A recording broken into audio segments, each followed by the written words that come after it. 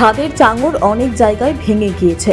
ভগ্ন দশা শ্রেণীকক্ষের মধ্যে চলছে স্কুলের পঠন পাঠন। বিষয়টি জানাজানি হতে শোরগোল পড়ল এলাকায়। ঘটনা হুগলির সপ্তগ্রাম বিধানসভার অন্তর্গত আকনা সুলতানগাছা গ্রামের নিম্ন বুনিয়াদী বিদ্যালয়ের।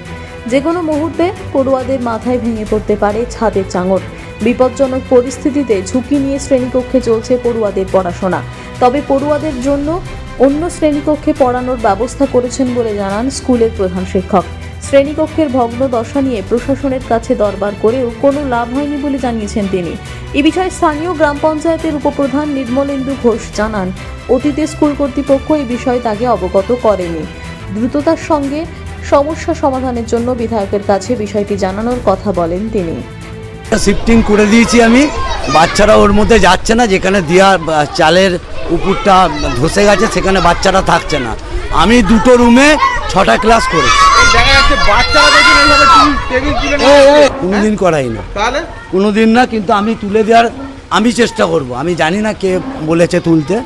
আপনার ভেতরে যে ক্লাসরুমের অবস্থা, সেখানে কাল অবধি এইভাবে ক্লাস হয়েছে এবং সেখানে বাচ্চাদের ব্যাগও রাখা ছিল। না, ব্যাগ রাখা ছিল, আমি সেফটিং করে দিয়েছি সঙ্গে সঙ্গে। ক্লাস হয়েছে, কালকে ক্লাস হয়েছে সে না, ওইখানটা আমি চাই পুরো সাবধানভাবেই কাজ করার চেষ্টা করি। এই যে স্কুলের এইভাবে অবস্থা, যে কোনো মুহূর্তে চাঙড় অবশ্যই আমিও চেষ্টা করছি এটা স্যাংশন করানোর জন্য, এটা যাতে বিল্ডিংটা হয়। আমি প্রচুর দরখাস্ত করেছি, আপনাকে দেখাতে পারি। এখন একটা নির্দিষ্ট প্রক্রিয়ার মধ্যে আছি, আমার বিল্ডিংটা হবে। আমি জানি। আপনি কাউকে জানিয়েছেন উদ্বোধন কর্তৃপক্ষকে? সবাই দেখে গেছে, সবাই জানে। সবাই জানে না, ক্লাস করাইনি তো, ক্লাস হচ্ছে না। না, কালকে অবধি ক্লাসের ব্যাপার নেই। ওখানে ওইখানে কাউকে যেতে দিচ্ছি না। ওইখানে আমি পুরো শিফটিং হয়ে গেছি। ওখানে ওই অন্য ক্লাসে যেতে গেলেও তো দুটো ক্লাস যেতে হচ্ছে আপনাদের, বাচ্চাদের তো না। হ্যাঁ, ওইটা দিয়ে যেতে হলে ওখানটা আমি ব্যবস্থা করছি। তখন সমস্ত এই বিল্ডিং এর ব্যাপারটা সবটা তো আমাদের নজরে আসে না। আমরা এটা কিন্তু আমাদেরও দায়িত্বের মধ্যে পড়ে, কিন্তু আমরা হয়তো সবটা ভারত বা প্রত্যক্ষভাবে এগুলো পরিদর্শন করি না। আর স্কুল কর্তৃপক্ষ এগুলো আমাদেরকে জানানো উচিত বা দৃষ্টিতে আনা উচিত। আমি নিজে দেখে আমি খুব ব্যথিত। আমার ঊর্ধ্বতন কর্তৃপক্ষ এবং আমাদের এমএলএ সাহেবকে বিষয়টি আমরা অবগত করব। আশা করি এই বিষয়ে খুব তাড়াতাড়ি সমাধান সূত্র আমরা বার করে নিতে পারবো। কারণ উনি হচ্ছেন আমার এলাকার উন্নয়নের কাণ্ডারে। বিভিন্ন জায়গায় আমরা প্রপোজাল পাঠিয়েছি, যথেষ্টভাবে সহযোগিতা হেল্প করেছেন। আর স্কুলের ব্যাপারটা স্কুলের বাইরে থেকে আমরা দেখি, আলোচনা করি, সবটা বলি, কখনো কখনো সুবিধা অসুবিধা আমরা দেখে দিই। আর যেহেতু স্কুলের একটা বিল্ডিংয়ের ব্যাপার, এই বিল্ডিংটা সম্পূর্ণটা আমাদের অগোচরে থাকে না। কখনো কখনো স্কুল হেড টিচার বা স্কুল কর্তৃপক্ষ যারা দায়িত্বে আছে তারা যদি আমাদেরকে জানায়, দৃষ্টি আকর্ষণ করে, আমরা অবশ্যই বিষয়টা নিয়ে তদারকি করতাম, দেখতাম। যাক, আপনাদের মাধ্যমে খবরটা পেলাম, এটাও আপনাদেরকেও ধন্যবাদ যে অনেকগুলো বাচ্চা বিপদ ঘটতে পারত।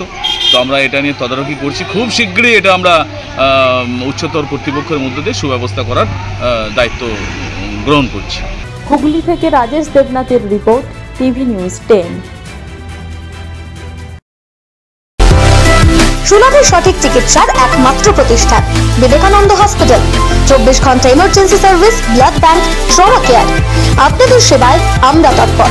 গুণমান ও পরিষেবায় দুর্গাপুর বিধাননগরের ডক্টর জাকির হোসেন এভিনিউর বিবেকানন্দ হসপিটাল শিল্পাঞ্চলের মানুষের মন জয় করেছে।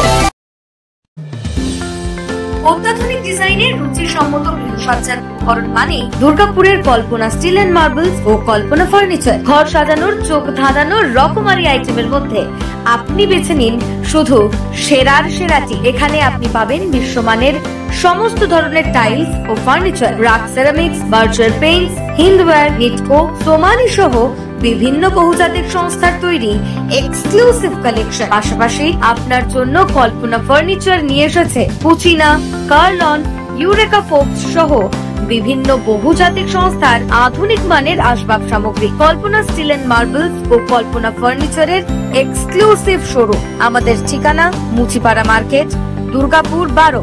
আমাদের শাখা রয়েছে বাঁকুড়া, ফিরিঙ্গি, বড়জোড়া, চণ্ডীদাস বাজার, শ্যামপুর মোড়, বিটু বাজার, কাঁচাবেড়িয়া ও দুর্লাভপুরে।